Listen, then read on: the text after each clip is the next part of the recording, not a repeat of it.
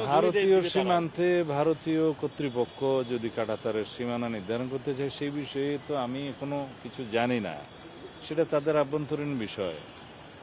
আর আমাদের পক্ষ থেকে সীমান্তে সবসময় বিজিবি সতর্ক অবস্থায় আছে। পশ্চিমবঙ্গে এটা নির্বাচন হয়েছে, এটা একটা অঙ্গরাজ্য, সেখানে সরকারের রাজনৈতিক দলের পরিবর্তন হয়েছে, নতুন একটি রাজনৈতিক সরকার গঠিত হয়েছে সেখানে অঙ্গরাজ্য হিসেবে। বাট কেন্দ্রীয় সরকারের সাথেই তো বাংলাদেশের সোভারেন ইকুয়ালিটি হিসাবে আমরা কেন্দ্রীয় সরকারের সাথে সম্পর্ক রাখি। কোনো অঙ্গরাজ্যে সরকার পরিবর্তন হলো কিনা সেটা দিয়ে আমাদের পররাষ্ট্র সম্পর্ক নির্ভর করে না। আর সীমান্তে আমরা সবসময় সজাগ আছি।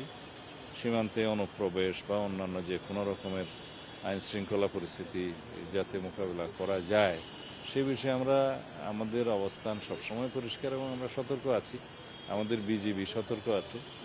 ধন্যবাদ।